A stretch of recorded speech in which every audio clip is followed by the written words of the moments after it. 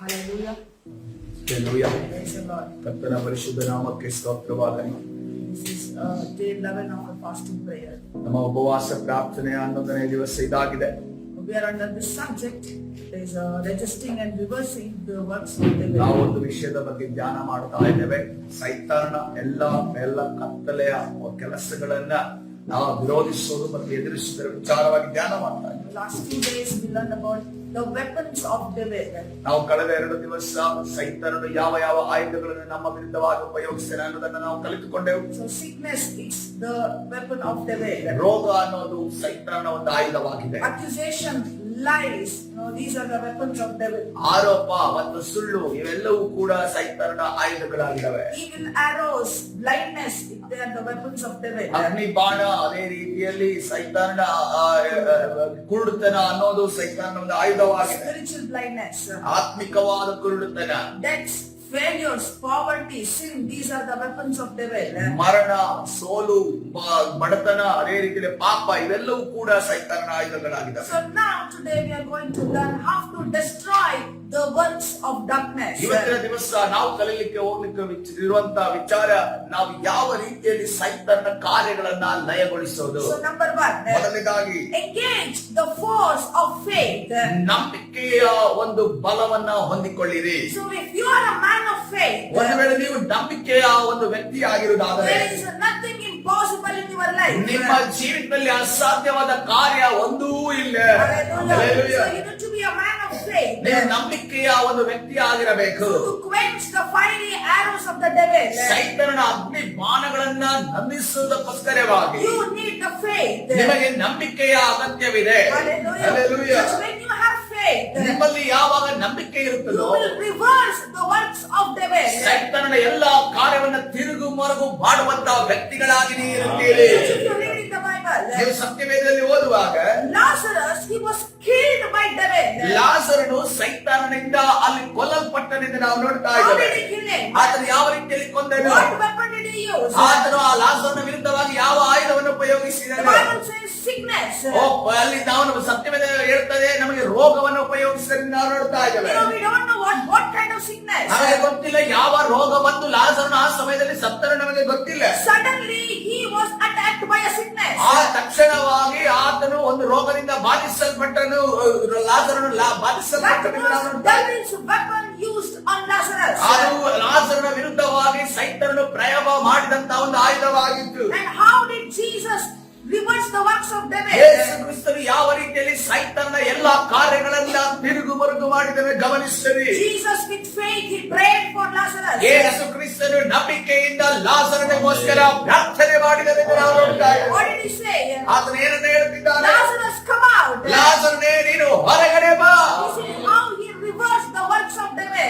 ಆ ರೀತಿಯಲ್ಲಿ ಸೈತಾನನ ಎಲ್ಲಾ ಕಾರ್ಯಗಳನ್ನ ತಿರುಗು ಮರುಗು ಮಾಡಿದನು ಎಂದು ನಾವು ನೋಡ್ತಾ The ಇದ್ದೇವೆ. Bible says, ಸತ್ಯವೇದ ಈ ರೀತಿಯಲ್ಲಿ ಹೇಳ್ತಾ ಇದೆ. Jesus said, ಯೇಸು ಕ್ರಿಸ್ತರು ಈ ರೀತಿಯಲ್ಲಿ ಹೇಳ್ತಿದ್ದಾರೆ, for the man of faith, ಒಬ್ಬ ನಂಬಿಕೆಯ ಮನುಷ್ಯನು everything is possible. ಆತನಿಗೆ ಎಲ್ಲವೂ ಸಾಧ್ಯ ಎಂದು ಹೇಳಲ್ಪಟ್ಟಿದೆ. Where do you read this? ಇದನ್ನು ಓದುತ್ತೀರಿ. Mark chapter 9 verse number 23. ಮಾರ್ಕನ ಸುವಾರ್ತೆ 9ನೇ ಅಧ್ಯಾಯ 23ನೇ ವಚನ. The word says, ದೇವರ ವಾಕ್ಯ ಈ ರೀತಿಯಲ್ಲಿ ಹೇಳ್ತಾ ಇದೆ, everything is possible for one who believes. ನಂಬುವವನಿಗೆ ಎಲ್ಲ ಆಗುವುದು ಎಂದು ವಾಕ್ಯ ಹೇಳ್ತಾ ಇದೆ. Hallelujah. Hallelujah. So faith is the weapon of God's children. ದೇವರ ಮಕ್ಕಳ ಆಯುಧ ಯಾವುದೆಂದು ನೋಡುವಾಗ ಅದು ನಂಬಿಕೆ ಇದೆ.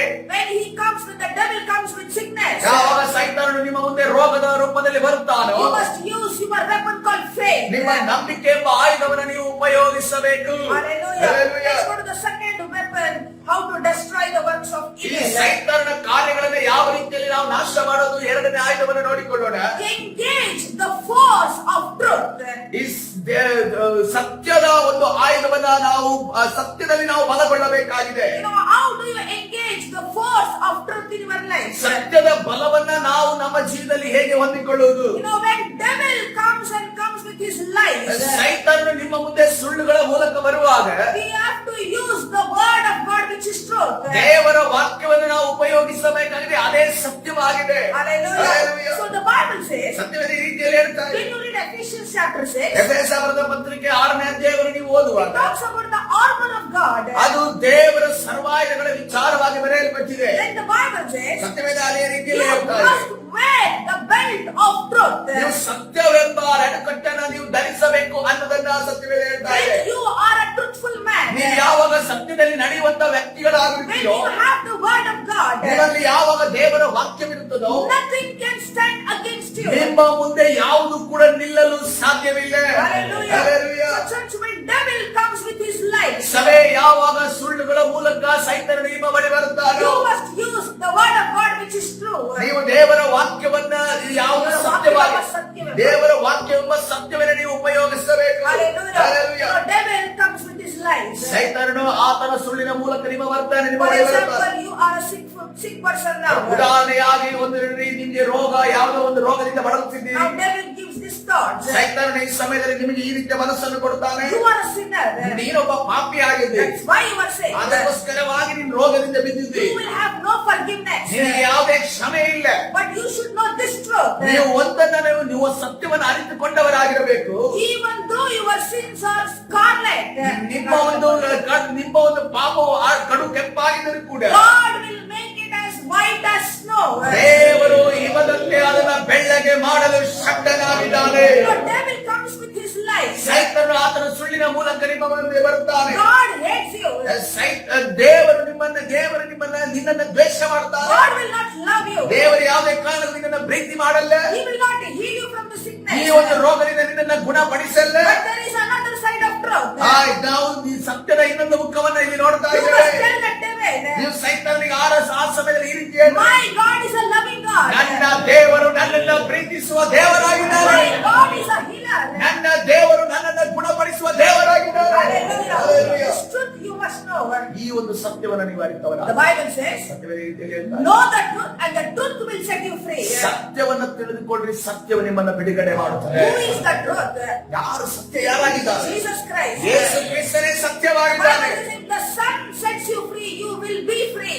ಮಗನು ನಿಮ್ಮನ್ನು ಬಿಡುಗಡೆ ಮಾಡಿದರೆ ನೀವು ಬಿಡುಗಡೆಯನ್ನು ಹೊಂದಿಕೊಳ್ಳುವವರಾಗಿರುತ್ತೀರಿ. Hallelujah. Hallelujah. The Bible says, know the truth, it will set you free. ಸತ್ಯವೇ ಹೇಳ್ತದೆ, ನೀವು ಸತ್ಯವನ್ನು ಅರಿತುಕೊಳ್ಳ್ರಿ, ಸತ್ಯವು ನಿಮ್ಮನ್ನು ಬಿಡುಗಡೆ ಮಾಡು. If knowing the truth can set you free, ಕೇವಲ ಸತ್ಯವನ್ನು ತಿಳಿದುಕೊಳ್ಳುವುದಾದ್ರೆ, ನಮಗೆ ಬಿಡುಗಡೆ ಸಿಗಬೇಕಾದರೆ, you know how much freedom you will get when you live a life of truth. ಒಂದು ವೇಳೆ ನಾವು ಸತ್ಯದಲ್ಲೇ ಜೀವಿಸೋದಾದ್ರೆ ಎಂತ ಒಂದು ಸ್ವಾತಂತ್ರ್ಯವನ್ನು ನಾವು ಹೊಂದಲಿಕ್ಕಿದ್ದೇವೆ. When you speak truth, ನಾವು ಯಾವಾಗ ಸತ್ಯವನ್ನು when ಮಾತನಾಡುತ್ತೇವೆ, you live in truth, ನಾವು ಯಾವಾಗ ಸತ್ಯದಲ್ಲಿ you ಜೀವಿಸುತ್ತೇವೆ, are a freed person, a redeemed person. ನೀವು ವಿಮೋಚನೆ ಹೊಂದಿದ ಸ್ವತಂತ್ರ ಹೊಂದಿದಂತ ವ್ಯಕ್ತಿಗಳಾಗಿರುತ್ತೀರಿ. Hallelujah. Hallelujah. This is the second weapon. ಇದು ಎರಡನೇ ಒಂದು ಆಯುಧ. Let's go to the third weapon. ಮೂರನೇ ಆಯುಧಕ್ಕೆ ಹೋಗೋಣ. These are the weapons of God's children. ಇದು ದೇವರ ಮಕ್ಕಳ ಆಯುಧಗಳಾಗಿದ್ದಾವೆ. These are not the weapons of devils. ಸೈತಾನನ ಆಯುಧಗಳಲ್ಲ. Hallelujah. Hallelujah. The third weapon. ಮೂರನೇದಾಗಿ ನೋಡುವಾಗ Engage the force of love of God. ದೇವರ ಪ್ರೀತಿಯ ಒಂದು ಬಲವನ್ನ ಹೊಂದಿಕೊಂಡಿರಿ. Hallelujah. Hallelujah. The Bible says God is love. ದೇವರು ಪ್ರೀತಿ It's ಸ್ವರೂಪನಾಗಿದ್ದಾನೆ. not just God will love us, God himself is love. ದೇವರು ನಮ್ಮನ್ನ ಪ್ರೀತಿಸುತ್ತಾನೆ ಅಂತ ಅರ್ಥವಲ್ಲ, ದೇವರೇ ಪ್ರೀತಿ ಸ್ವರೂಪನಾಗಿದ್ದಾನೆ. Hallelujah. When we exercise God's love, ನಾವು ಯಾವಾಗ ದೇವರ ಪ್ರೀತಿಯನ್ನು ನಮ್ಮ ಜೀವಿತದಲ್ಲಿ ಅಳವಡಿಸಿಕೊಳ್ಳುತ್ತೇವೋ ಅದನ್ನು ಅನುಭವ ಮಾಡ್ತೇವೆ. you know, it is a direct way of releasing God's power over a situation.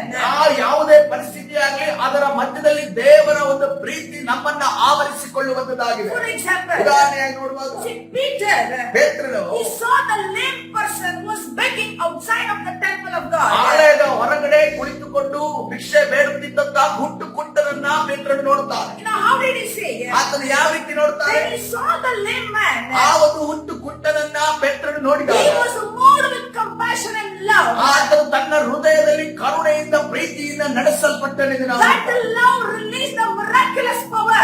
ಆ ಒಂದು ಪ್ರೀತಿ ಆತನ ಮುಖಾಂತರವಾಗಿ ಅದ್ಭುತವಾದ ಶಕ್ತಿಯನ್ನ ಪ್ರಕಟಪಡಿಸಿತು. That love released the power over the lame person. ಆ ಪ್ರೀತಿಯೇ ಆ ಒಂದು ಹುಟ್ಟು ಕುಟ್ಟನ ಮೇಲೆ ಒಂದು ಶಕ್ತಿ ಹಿಡಿದು ಬಂದು ಬರುವಂತೆ ಮಾಡಿತು.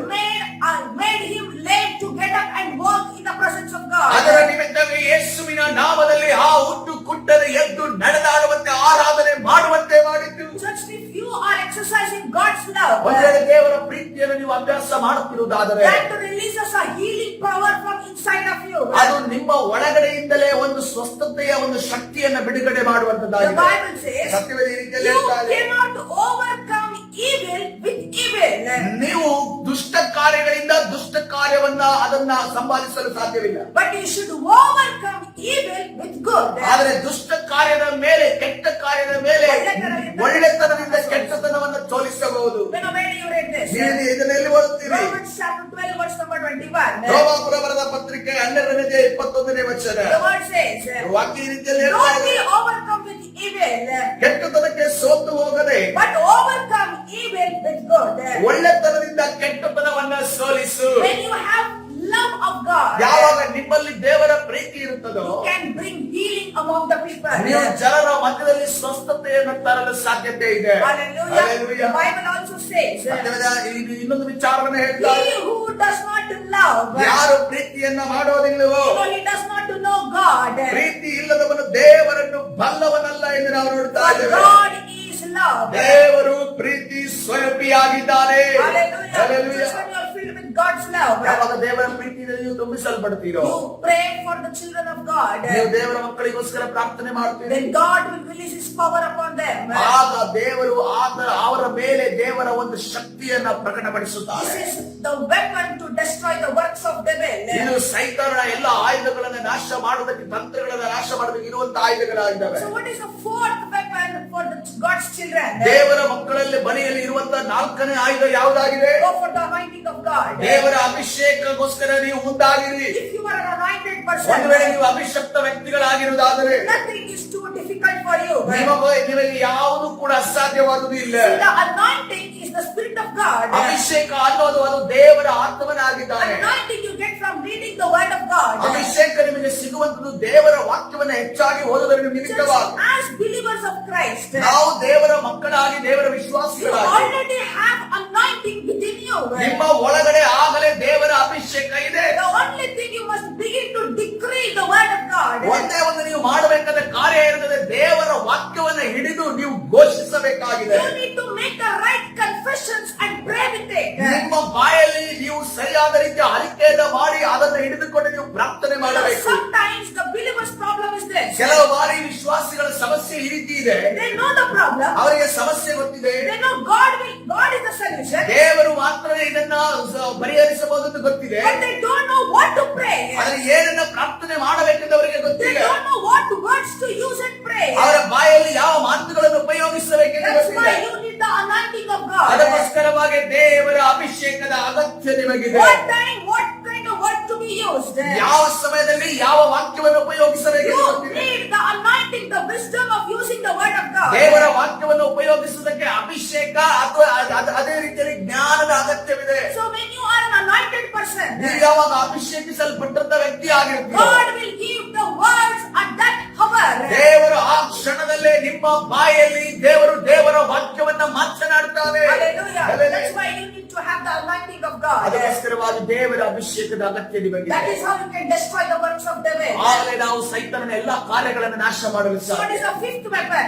ಐದನೆಯ ಒಂದು ಆಯುಧ You ಯಾವುದಾಗಿದೆ? must exercise your authority in Christ. ನೀವು ಕ್ರಿಸ್ತನಲ್ಲಿ ನಿಮ್ಮ ಅಧಿಕಾರವನ್ನು ನೀವು ಉಪಯೋಗಿಸಬೇಕಾಗಿದೆ. See, using your authority ನಿಮ್ಮ ಒಂದು ಆ ಅಧಿಕಾರವನ್ನು ಉಪಯೋಗಿಸುವಾಗ is the legal way to destroy the works of devil. ಸೈತಾನನ ಕಾರ್ಯಗಳನ್ನ ನ್ಯಾಯವಾದ ರೀತಿಯಲ್ಲಿ ನಾವು ನಾಶ ಮಾಡಲು ಸಾಧ್ಯತೆ Church, ಇದೆ. we have the authority of Christ ನಮಗೆ ಕ್ರಿಸ್ತನಲ್ಲಿ ಅಧಿಕಾರ ಇದೆ. to reverse the works of devil. ಸೈತಾನನ ಎಲ್ಲಾ ಕಾರ್ಯಗಳನ್ನು ತಿರುಗುರುಗು ಮಾಡುವಂತಹ ಒಂದು ಅಧಿಕಾರ ನಮಗೆ ಕೊಡಲ್ಪಟ್ಟಿದೆ. If you fail to use the authority in binding, so nothing will be done in heaven. ಒಂದು ವೇಳೆ ನಾವು ಸೈತಾನನ ಬಲಗಳನ್ನು ಕಟ್ಟುವುದರಲ್ಲಿ ನಾವು ವಿಫಲರಾದರೆ ಪರಲೋಕದಲ್ಲಿ ಏನೂ ಕಾರ್ಯ ನಡೆಯುವುದಿಲ್ಲ. Because the Bible says in Matthew 18 and 18, ಯಾಕಂದ್ರೆ ಸತ್ಯವೇದದಲ್ಲಿ ಮತ್ತಾಯನ ಸುವಾರ್ತೆ 18ನೇ ವಚನ ಈ ರೀತಿಯಲ್ಲಿ ಹೇಳ್ತಾರೆ. Jesus says, ಯೇಸು ಕ್ರಿಸ್ತರು ಈ ರೀತಿಯಲ್ಲಿ ಹೇಳುತ್ತಿದ್ದಾನೆ, truly I tell you, whatever you bind on earth will be bound in heaven, and whatever you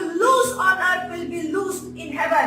ಭೂಲೋಕದಲ್ಲಿ ನೀವು ಏನೇನು ಕಟ್ಟುತ್ತೀರೋ ಅದು ಪರಲೋಕದಲ್ಲಿಯೂ ಕಟ್ಟಿರುವುದು, ಮತ್ತು ಭೂಲೋಕದಲ್ಲಿ ನೀವು ಏನೇನು ಬಿಚ್ಚುತ್ತೀರೋ ಅದು ಪರಲೋಕದಲ್ಲಿಯೂ ಬಿಚ್ಚಿರುವುದು ಎಂದು ನಿಮಗೆ ಸತ್ಯವಾಗಿ ಹೇಳುತ್ತೇನೆ. God has given the authority in your mouth. ದೇವರು ನಿಮ್ಮ ನಾಲಿಗೆಯಲ್ಲಿ, ನಿಮ್ಮ ಬಾಯಿಯಲ್ಲಿ ಒಂದು ಅಧಿಕಾರವನ್ನು So ಕೊಟ್ಟಿದ್ದಾನೆ. God is saying, ದೇವರು ಈ ರೀತಿಯಲ್ಲಿ ಹೇಳ್ತಿದ್ದಾನೆ, if you bind on earth, ಈ ಲೋಕದಲ್ಲಿ ನೀವು ಈ ಭೂಲೋಕದಲ್ಲಿ ಸೈತಾನನನ್ನು ಕಟ್ಟುವುದಾದರೆ I will bound in heaven. ನಾನು ಪರಲೋಕದಲ್ಲಿ ಆತನನ್ನು ಕಟ್ಟಿ ಹಾಕುತ್ತೇನೆ. If you loose on earth, ಒಂದು ವೇಳೆ ನೀವು ಇಲ್ಲಿ ಬಿಚ್ಚೋದಾದರೆ I will also loose in ಅಲ್ಲಿ heaven. ಕೂಡ ನಾನು ಬಿಚ್ಚುವವನಾಗಿರುತ್ತೇನೆ. So this is depending on you. ಇದು ನಿಮ್ಮ ಮೇಲೆ ಅವಲಂಬಿತವಾಗಿದೆ. You don't do anything. ನೀವು ಏನು ಮಾಡದೆ ಹೋದರೆ God cannot do anything. ದೇವರು ಕೂಡ ಏನು ಮಾಡಲು ಸಾಧ್ಯವಿಲ್ಲ. You can use your authority. ನಿಮ್ಮ ಒಂದು ಅಧಿಕಾರವನ್ನು ನೀವು ಬಾಯಲ್ಲಿ ಉಪಯೋಗಿಸುವುದಾದ್ರೆ God will do the rest. ದೇವರು ಉಳಿದ ಕಾರ್ಯವನ್ನು ಮಾಡುವಂತನಾಗಿದ್ದಾನೆ. That is what the Bible is saying. ಅದನ್ನೇ ಸತ್ಯವೇದ ಹೇಳ್ತಾ ಇದೆ. Heaven works on this principle.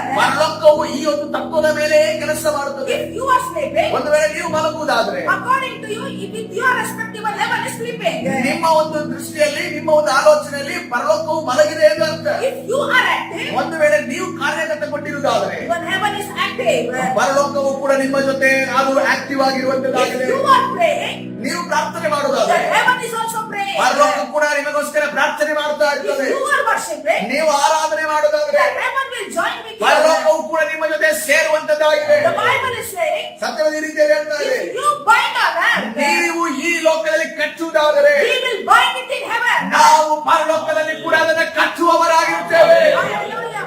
This is the word of the ಇದು Lord. ದೇವರ ವಾಕ್ಯವಾಗಿದೆ. No, why did Jesus come? ಯೇಸು ಕ್ರಿಸ್ತನು ಯಾಕೆ ಈ To ಲೋಕಕ್ಕೆ ಬಂದರು? undo the works of devil. ಸೈತಾನನ ಎಲ್ಲಾ ಕಾರ್ಯಗಳನ್ನ ಅದು ವಿಫಲಗೊಳಿಸುವುದಕ್ಕೆ ಬಂದನು. To reverse the works of devil. ಸೈತಾನನ ಎಲ್ಲಾ ಕಾರ್ಯಗಳನ್ನು ತಿರುಗಿಸುವುದಕ್ಕೆ ಬಂದನು. So instead of groaning and struggling and crying over your situation, ನಿಮ್ಮ ಪರಿಸ್ಥಿತಿಗಳನ್ನು ನೋಡಿ ಗುಣಗುಟ್ಟುವುದು ಅಥವಾ ವಿರೋಧವಾಗಿ ಮಾತಾಡೋದು ಅಥವಾ ಅಳುವುದನ್ನು ಬಿಟ್ಟು today use your authority in ಇವತ್ತಿನ Christ. ದಿವಸ ನಿಮ್ಮ ಒಂದು ಆ ಅಧಿಕಾರವನ್ನು ಉಪಯೋಗಿಸಿರಿ. Are you ready to reverse the works of devil? ಓ ಸೈತಾನನ ಎಲ್ಲಾ ಕಾರ್ಯಗಳನ್ನು ತಿರುಗು ಮರುಗು ಮಾಡುವುದಕ್ಕೆ ಸಿದ್ಧರಿದ್ದೀರಿ. Let us all begin to pray. ಈ ಸಮಯದಲ್ಲಿ ಪ್ರಾರ್ಥನೆ ಮಾಡುವುದಕ್ಕೆ ಪ್ರಾರಂಭಿಸೋಣ. And let us everyone join with me. Let us pray and destroy the works of ಈ devil. ಸಮಯದಲ್ಲಿ ಏಕ ಮನಸ್ಸುಳ್ಳವರಾಗಿ ನನ್ನ ಜೊತೆ ಪ್ರಾರ್ಥನೆಯಲ್ಲಿ ಸೇರಿ ಬಂದ್ರಿ. ಸೈತಾನನ ಎಲ್ಲಾ ಕಾರ್ಯಗಳನ್ನು ನಾವು ನಾಶ ಮಾಡೋಣ. Join with me. I tear down every evil altar, fostering failure, sickness, and strife in my life and my family in Jesus' name. ನನ್ನ ಜೀವನದಲ್ಲಿ ಮತ್ತು ನನ್ನ ಕುಟುಂಬದಲ್ಲಿ ವೈಫಲ್ಯ, ಅನಾರೋಗ್ಯ ಮತ್ತು ಕಲಹವನ್ನು ಬೆಳೆಸುವ ಪ್ರತಿಯೊಂದು ದುಷ್ಟ ಕಾರ್ಯಗಳನ್ನು ನಾನು ಯೇಸುವಿನ ಹೆಸರಿನಲ್ಲಿ ಕೆಡವುತ್ತೇನೆ. I root out any latent sickness and disease in my body, awaiting manifestation in Jesus' name. ನನ್ನ ದೇಹದಲ್ಲಿನ ಯಾವುದೇ ಗುಪ್ತ ಕಾಯಿಲೆ ಮತ್ತು ರೋಗವನ್ನು ಯೇಸುವಿನ ಹೆಸರಿನಲ್ಲಿ ಬೇರು ಸಹಿತ ತೆಗೆದುಹಾಕುತ್ತೇನೆ. Let every evil presence lurking around my home and life vanish from their hiding places in Jesus' name. ನನ್ನ ಮನೆ ಮತ್ತು ಜೀವನದ ಸುತ್ತಲೂ ಗುಪ್ತವಾಗಿರುವ ಪ್ರತಿಯೊಂದು ದುಷ್ಟ ಉಪಸ್ಥಿತಿಯು ಯೇಸುವಿನ ಹೆಸರಿನಲ್ಲಿ ಅವುಗಳ ಅಡಲು ತಾಣಗಳಿಂದ ಕಣ್ಮರೆಯಾಗಲಿ. I reverse every harm inflicted upon me by the adversary in Jesus' name. ಶತ್ರು ನನಗೆ ಉಂಟು ಮಾಡಿದ ಪ್ರತಿಯೊಂದು ಹಾನಿಯನ್ನು ನಾನು ಯೇಸುವಿನ ಹೆಸರಿನಲ್ಲಿ ಹಿಮ್ಮೆಟ್ಟಿಸುತ್ತೇನೆ. May every good thing destined for me come forth now in Jesus' name. ನನಗೆ ಉದ್ದೇಶಿಸಲಾದ ಪ್ರತಿಯೊಂದು ಒಳ್ಳೆಯ ವಿಷಯವು ಈಗ ಯೇಸುವಿನಲ್ಲಿ ಹೊರಹೋಗಲಿ.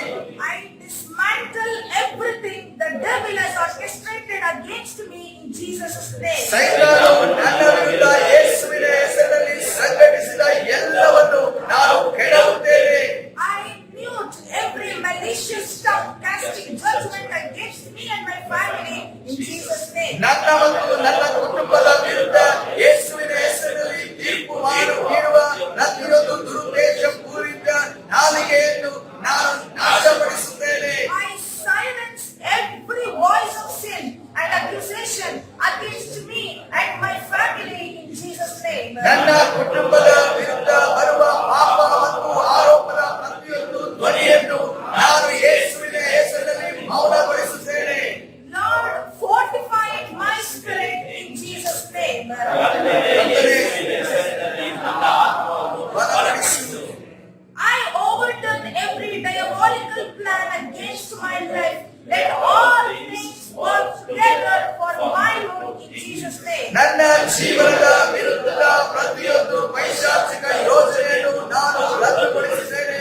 ಎಲ್ಲವೂ ನನ್ನ ಒಳಿತಿಗಾಗಿ ಯೇಸುವಿನ ಹೆಸರಿನಲ್ಲಿ ಒಟ್ಟಾಗಿ ಕೆಲಸ ಮಾಡಲಿ. I annul every scheme intended to squander my destiny in Jesus' name. ನನ್ನ ವಿಧಿಯನ್ನು ಹಾಳು ಮಾಡಲು ಉದ್ದೇಶಿಸಿರುವ ಪ್ರತಿಯೊಂದು ಯೋಜನೆಯನ್ನು ನಾನು ರದ್ದುಗೊಳಿಸುತ್ತೇನೆ.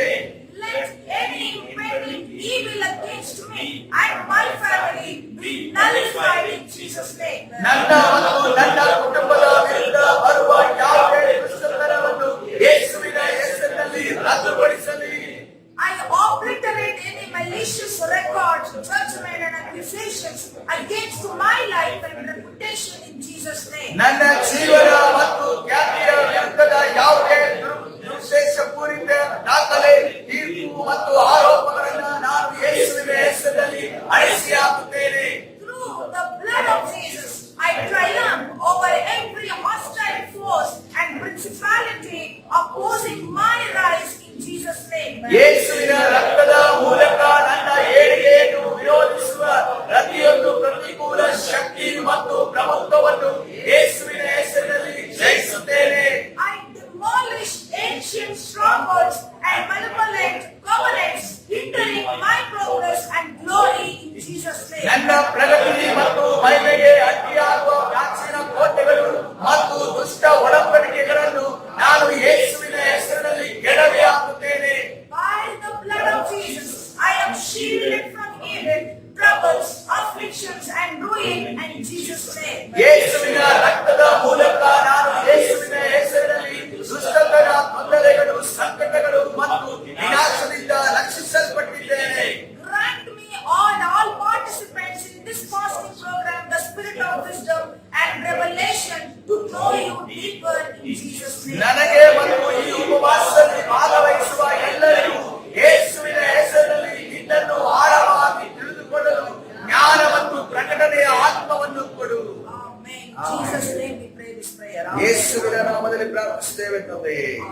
Amen. God bless everyone according to Mark chapter 9 verse number 23. ಮಾರ್ಕನ ಸುವಾರ್ತೆ 9ನೇ ಅಧ್ಯಾಯ 23ನೇ ವಚನದ ಪ್ರಕಾರ ದೇವರು ನಿಮ್ಮನ್ನೆಲ್ಲರನ್ನು ಆಶೀರ್ವದಿಸಲಿ. And John chapter 8 verse number 32. ಅದೇ ರೀತಿ ಯೋಹಾನನ ಸುವಾರ್ತೆ 8ನೇ ಅಧ್ಯಾಯ 32ನೇ ವಚನದ ಪ್ರಕಾರ ದೇವರು ನಿಮ್ಮನ್ನೆಲ್ಲರನ್ನು ಆಶೀರ್ವದಿಸುತ್ತಾನೆ.